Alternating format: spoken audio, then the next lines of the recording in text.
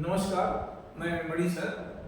आज आप लोगों के समक्ष एक बहुत ही महत्वपूर्ण मुद्दे पर चर्चा करने जा रहे हैं और वो विषय है सुरक्षा परिषद में भारत के अस्थायी सदस्यता का आधार। ये पॉइंट जो है आईएएस और पीसीएस के मुख्य परीक्षा के लिए काफ़ी महत्वपूर्ण है। इससे प्रश्न पूछे भी गए हैं और आगे भी पूछे जाने की संभावना है। आज के इस वैश्विक परिवेश में सुरक्षा परिषद में सुधार की आवश्यकता पर जोर दिया जा रहा है। भारत इसके अस्थायी सदस्यता का प्रबल हकदार है, तो इसी विषय पर हमें चर्चा करनी है। अब देखना यह है कि सबसे पहले हम ये समझ लें कि सुरक्षा परिषद है क्या, क्यों इसमें कुछ विसंगतियां हैं, उसे दूर किए बिना हम वैश्विक शांति की स्थापना नहीं कर सकते, इसकी कमजोरियां क्या हैं और भारत ये सुरक्षा परिषद का अस्थायी सदस्यता प्राप्त करता है तो उसका क्या वैश्विक प्रभाव पड़ सकता है, भारत के संदर्भ में भी और वैश्विक संदर्भ में भी। तो इन्हीं विषयों पर हमें आज चर्चा करनी है। देखिए, सुरक्षा परिषद जो है वैश्विक शांति स्थापना के लिए संयुक्त राष्ट्र संघ का एक सबसे बड़ा जो है महत्वपूर्ण संगठन है या उसका एक भाग है। जैसा कि हम जानते हैं कि संयुक्त राष्ट्र संघ सामूहिक सुरक्षा की अवधारणा पर आधारित विश्व का सबसे बड़ा लोकतांत्रिक संगठन है, लेकिन वैश्विक शांति स्थापना में सुरक्षा परिषद शुरू से विवादित रहा, क्योंकि यह एक अलोकतांत्रिक संगठन के रूप में कार्य करता है और जिसके कारण संयुक्त राष्ट्र संघ वैश्विक शांति स्थापना में जो उसको प्रभावी भूमिका निभाना चाहिए वो भूमिका नहीं निभा सका। अब संयुक्त राष्ट्र संघ की स्थापना 24 अक्टूबर 1945 का हुआ और उससे लेकर आज तक वैश्विक परिवेश में काफी बदलाव आ चुका है। हम सभी जानते हैं कि कोई भी सिद्धांत या आइडियोलॉजी समय के अनुसार अगर उसमें परिवर्तन नहीं किया गया, सुधार नहीं किया गया, तो मुझे लगता है कि वह अप्रासंगिक हो जाता है। तो आज का वैश्विक परिवेश में सुरक्षा परिषद एक अप्रासंगिक हो चुका है और इसी अप्रासंगिकता के कारण विश्व में बहुत सारे ऐसे मुद्दे उभर करके सामने आ रहे हैं जिसमें सुरक्षा परिषद में पांचों अस्थायी सदस्य राष्ट्रों के अपने व्यक्तिगत हितों के टकराहट के कारण सुरक्षा परिषद शांति स्थापना में कोई महत्वपूर्ण भूमिका निभा नहीं पा रहा। तो इसलिए इसको मजबूत संगठन के रूप में, एक लोकतांत्रिक संगठन के रूप में विकसित करने के लिए सुरक्षा परिषद में बहुत लंबे समय से सुधार की आवश्यकता पर जोर दिया जा रहा है। अब इसमें सबसे बड़ा जो सुधार की आवश्यकता है वो दो चीजों की होनी चाहिए। पहला कि जो पांचों वीटो पावर राष्ट्र हैं, विशेषाधिकार प्राप्त राष्ट्र हैं, इनके अधिकार को समाप्त करना चाहिए और जो सुरक्षा परिषद से जो निर्णय लिए जाए उस सर्वसम्मत के स्थान पर न निर्णय लेकर के बहुमत के आधार पर लिए जाए। क्योंकि देखिए, किसी भी लोकतांत्रिक संगठन या लोकतांत्रिक देश में जो कुछ निर्णय होते हैं वो बहुमत के आधार पर होते हैं। अगर हम सर्वसम्मत के आधार पर निर्णय लेंगे तो हो सकता है कि पांचों सदस्य राष्ट्र जो वीटो पावर है वो किसी मुद्दे पर एक राय न हो पाए, एक मत न हो पाए। तो ऐसे में जो गंभीर मुद्दे होते हैं वो वीटो पावर अपने हितों को ध्यान में रख करके उसका दुरुपयोग करते हैं और यही कारण है कि आतंकवाद जैसे मुद्दे पर भारत को सुरक्षा परिषद में एक लंबे समय से संघर्ष करना पड़ता है, क्योंकि ऐसे मुद्दों पर चीन अपने वीटो पावर का प्रयोग करता है। तो इसीलिए ये बात कही जाती है कि पहले सुरक्षा परिषद में जो विभेदकारी नीतियां हैं उसको समाप्त किया जाए। तो अगर वीटो पावर को समाप्त कर दिया जाएगा तो सर्वसम्मत के स्थान पर न होकर के बहुमत के आधार पर निर्णय, और अगर बहुमत के आधार पर निर्णय लिए जाएंगे तो जो वीटो पावर राष्ट्र पांचों अस्थायी सदस्य राष्ट्र हैं उनके जो व्यक्तिगत हित हैं, जो अपने हितों को ध्यान में रख करके कार्य करने की कोशिश करते हैं, वो अड़ंगा उनका काम नहीं कर पाएगा। तो सबसे पहले हमें यही करना चाहिए कि सर्वसम्मत के स्थान पर बहुमत से निर्णय लिया जाए। और दूसरा कि सुरक्षा परिषद के अस्थायी सदस्यों की संख्या बढ़ाई जाए। अब उस अस्थायी सदस्यों की संख्या में जो 5 पहले से है उसमें 10 और सदस्यों को बढ़ाने की बात कही जा रही है, जिसमें पांचों वीटो पावर राष्ट्र भी अब ये सहमति बना चुके हैं कि हाँ, इसमें सुधार की आवश्यकता है। अब अड़चन क्या है? अड़चन यह है कि पांचों वीटो पावर राष्ट्र ये चाहते हैं कि परमानेंट जो है सदस्य संख्या बढ़ाई जाए, लेकिन वीटो पावर किसी राष्ट्र को न दिया जाए, केवल इन्हें परमानेंट रूप में ही रखा जाए। वीटो पावर केवल अपने पास 10 राष्ट्रों के पास होना चाहिए। भारत इसका कड़ा विरोध करता है, क्योंकि भारत अगर वीटो पावर अपने पास रखेंगे और हमको परमानेंट मेंबरशिप देते हैं तो इससे कुछ भला होने वाला नहीं है, न वैश्विक स्तर पे कोई भला होने वाला है, न संयुक्त राष्ट्र संघ की सुरक्षा परिषद में कोई प्रभावी भूमिका निभाने के रूप में भला होने वाला है, और न ही भारत का भला होना जाए। जो परमानेंट मेंबर प्राप्त करेंगे भारत जैसे देश, उनका कुछ भला होने वाला है। तो इसीलिए भारत और अन्य राष्ट्र इसका विरोध करते हैं और कहते हैं कि या तो वीटो पावर सदा समाप्त किया जाए या तो सभी राष्ट्रों को वीटो पावर दिया जाए। तो सबसे बड़ी चीज यही है कि वीटो पावर को समाप्त किया जाए, सभी को समान अधिकार प्राप्त हों और अस्थायी सदस्यों की संख्या बढ़ाई जाए। अब देखना यह है कि भारत किस आधार पर सुरक्षा परिषद में अपने अस्थायी संस्था का जो है दावा देता है। तो अब इसको लेकर के हम आपको कुछ महत्वपूर्ण बिंदुओं पर चर्चा करने जा रहे हैं, तो शायद आपको समझ में आ जाएगा अच्छे से। देखिए, इसके कई आधार हैं और उन्हीं आधारों पर भारत आज विश्व के किसी भी राष्ट्र की अपेक्षा सुरक्षा परिषद के अस्थायी संस्था का प्रबल हकदार दिखता है। जैसे नंबर 1, संयुक्त राष्ट्र संघ विश्व का सबसे बड़ा लोकतांत्रिक संगठन है और भारत जो है विश्व का सबसे बड़ा लोकतांत्रिक देश है। तो अगर भारत सुरक्षा परिषद में एक परमानेंट मेंबरशिप प्राप्त करता है तो इससे सुरक्षा परिषद में और संयुक्त राष्ट्र संघ में लोकतांत्रिक मूल्यों को बढ़ावा मिलेगा और जो विभेदकारी नीतियां हैं, जो अलोकतांत्रिक नीतियां कभी कभी मुद्दे उठाए जाते हैं, उसका पुरजोर विरोध करने वाला राष्ट्र भारत होगा। और ऐसे में जो राष्ट्रों के जो एक विस्तारवादी देश हैं या ऐसे राष्ट्र जो आक्रामक राष्ट्र हैं, उनकी हस्तक्षेप करने वाले बड़े राष्ट्र हैं, उनकी मनमानी नीतियों को रोका जा सकता है और तृतीय विश्व के देशों के जो है आंतरिक राजनीतिक अस्थिरता को भी रोका जा सकता है, उनके लोकतांत्रिक मूल्यों की सुरक्षा की जा सकती है। तो सबसे बड़ा जबरदस्त पॉइंट यह है कि संयुक्त राष्ट्र संघ विश्व का सबसे बड़ा लोकतांत्रिक देश है और संगठन है और भारत विश्व का सबसे बड़ा लोकतांत्रिक देश है। तो लोकतांत्रिक मूल्यों के आधार पर नंबर 1। नंबर 2 जो है, आज भारत विश्व की एक मजबूत स्ट्रांग अर्थव्यवस्था वाला राष्ट्र है। इसका मतलब क्या है? इसका मतलब यह है कि भारत अपने मजबूत अर्थव्यवस्था से अपने आर्थिक सामाजिक संरचना को विकसित करने के साथ साथ विश्व के तृतीय विश्व के देश जो आर्थिक रूप से कमजोर है उनको भी बिना किसी हित के प्रतिवर्ष हजारों करोड़ रुपए की आर्थिक सहायता प्रदान करता है। अर्थात हमारा जो विकासप्रद मूल्य है वो वसुधैव कुटुंबकम की भावना पर आधारित है और हम जहां तक संभव हो सकता है अपने व्यक्तिगत स्तर पर विश्व के देशों की सहायता करते हैं। और भारत अगर इसका मेंबरशिप प्राप्त करता है तो भारत के जो आर्थिक सामाजिक विकास है इसका और दूरगामी परिणाम देखने को मिलेगा। विश्व के देशों के लिए हम और अधिक प्रभावी तरीके से जो है कार्य करने में सफल हो सकते हैं। तो हमारी जो ठोस अर्थव्यवस्था है जो आज विश्व के विकसित और विकासशील देशों दोनों को प्रभावित करता है, जहां विकसित देशों के लिए बाजार के रूप में है वहीं विकासशील देशों के लिए विकासपरक मूल्य के रूप में उनको हम आर्थिक सहायता उपलब्ध कराते हैं, चाहे अफ्रीकी देश हो चाहे एशियाई देश हो।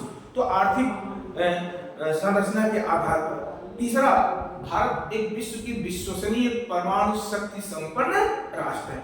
हमारा यहाँ विश्वसनीय परमाणु शक्ति संपन्नता का मतलब क्या है? विश्वसनीय परमाणु, जहाँ विश्व के अधिकांश देशों ने परमाणु तकनीकी को चुरा करके परमाणु शक्ति को अर्जित किया, परमाणु हथियारों के दौड़ में आज भी आगे जा रहे हैं, शस्त्रों के प्रसार में लगे हुए हैं। हम ये नहीं कहते कि भारत शस्त्र के प्रसार में नहीं लगा, लेकिन कभी भारत का अतीत विस्तारवादी नहीं रहा। भारत जो भी कुछ काम किया अपने हितों की सुरक्षा के लिए कर रहा है और हम परमाणु ऊर्जा का प्रयोग जो है हम हमेशा कहें, पंडित नेहरू ने भी कहा कि भारत परमाणु ऊर्जा का प्रयोग शांतिपूर्ण कार्यों के लिए करेगा और आज भी भले हम एक परमाणु शक्ति संपन्न राष्ट्र, हमारे पास परमाणु हथियार हैं अपने देश की सुरक्षा और संप्रभुता की रक्षा के लिए, हमारे जो परमाणु हथियार हैं वो किसी देश की सुरक्षा और संप्रभुता को प्रभावित करने के लिए नहीं है। अपितु कोई देश हमारी सुरक्षा और संप्रभुता को प्रभावित करने का प्रयास न कर सके, उसके लिए आत्मरक्षा के लिए, सेल्फ डिफेंस के लिए। लेकिन इससे भी ज्यादा बढ़ करके हमारी जो परमाणु नीति है वो क्या है, शांतिपूर्ण उद्देश्यों के लिए।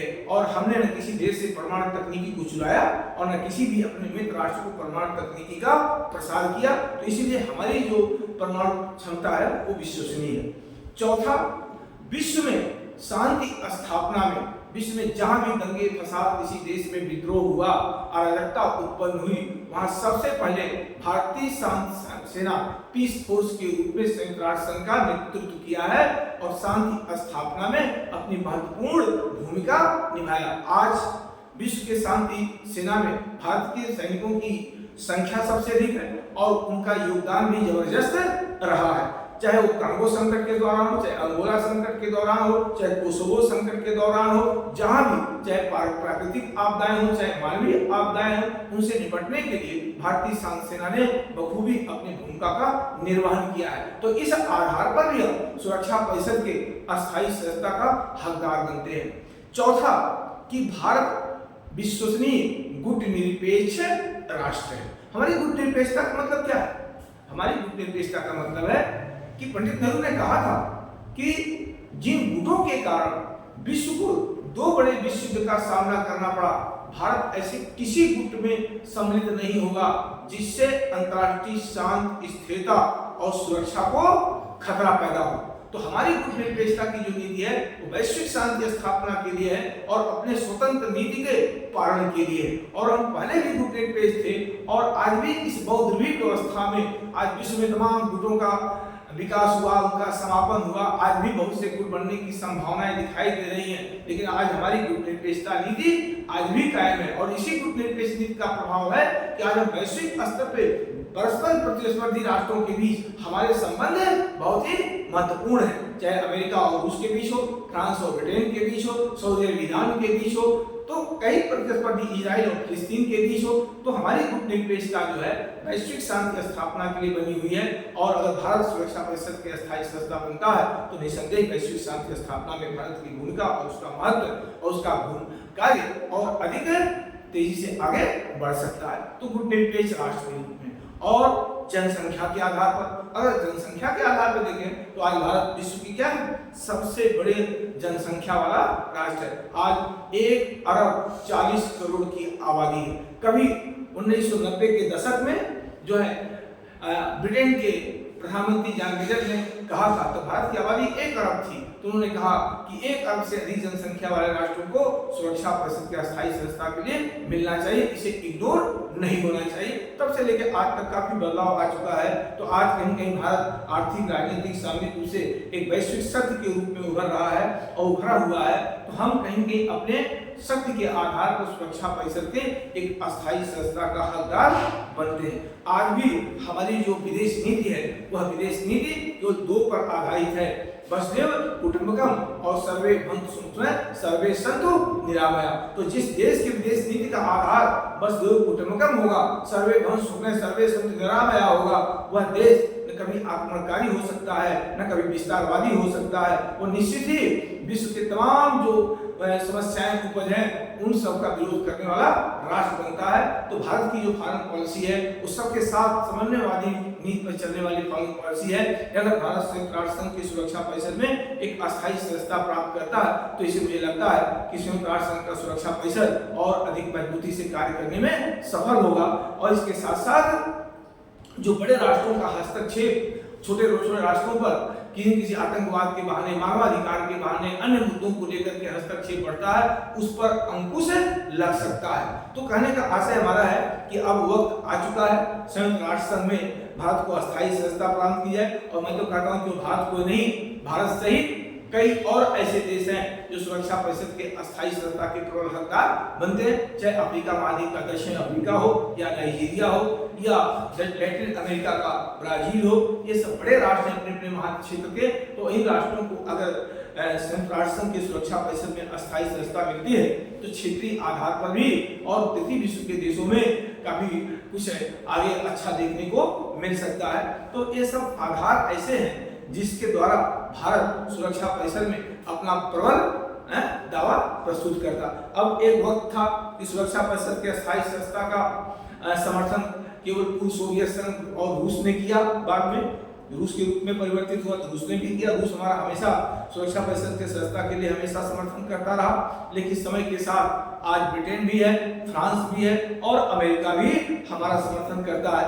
अब एक हमारा पड़ोसी राष्ट्र है कि चीन जो है हमारा इसका प्रबल विरोध करता है, क्योंकि चीन और भारत के बीच व्यक्तिगत गंभीर मतभेद है। चीन जानता है कि अगर भारत सुरक्षा परिषद का स्थायी सदस्यता प्राप्त करता है तो हमारी मनमानी नीतियां नहीं चल पाएंगी और हमारी नीतियों का विरोध भारत जरूर करेगा। और वैसा जैसा सोचता है उसका सोचना भी सही है। भारत आज भी चीन के बहुत सारे मुद्दों पर विरोध प्रदर्शन करता है और भारत कभी चीन को इस तरह से जिस तरह से चीन हस्तक्षेप और विस्तारवादी नीति को अपनाया है उस तरह से भारत उनका कभी समर्थन नहीं कर सकता। तो बहुत से मुद्दों पर विवाद है, चीन को डर है, इसलिए चीन हमारा विरोध करता है। लेकिन मुझे लगता है कि वह दिन दूर नहीं कि चीन को भी एक दिन भारत का समर्थन करना पड़ेगा, ठीक है। और नहीं भी करता है तो भी भारत बहुत जल्द ही सुरक्षा परिषद का स्थायी सदस्य प्राप्त कर सकता है। ऐसी कुछ संभावना, ऐसे कुछ विचार चल रहे हैं और ऐसा होता है तो निसंदेह ही न केवल भारत के हितों की सुरक्षा की जा सकती है, इससे का असर वैश्विक शांति, स्थिरता, सुरक्षा और विकास पर इसका एक सकारात्मक प्रभाव पड़ सकता है। तो भारत सुरक्षा परिषद का किसी भी देश के अपेक्षा अस्थायी सदस्यता का एक महत्वपूर्ण हकदार राष्ट्र के रूप में दिखाई देता है। तो इस तरह से इस मुद्दों पर तो 5-7 मुद्दे आप जान लीजिए। लोकतांत्रिक मूल्य के आधार पर, ठोस अर्थव्यवस्था के आधार पर, विशाल जनसंख्या के आधार पर, संयुक्त राष्ट्र संघ के पीस फोर्स कार्यों के आधार पर, गुटनिरपेक्ष नीति के आधार पर, विश्वसनीय परमाणु शक्ति संपन्न राष्ट्र के आधार पर, इन सब आधारों पर हम जो है कह सकते हैं कि हम किसी भी देश की अपेक्षा एक मजबूत आधार रखते हैं, अपनी मजबूत दावा प्रस्तुत करते हैं। और विश्व के राष्ट्र भी समझ रहे हैं कि अब बहुत दिनों तक भारत को इग्नोर नहीं कर सकते हैं। अब जैसे है कि आप किसी का मदद करते हैं तो वही आपका बाद में विरोध भी करता है।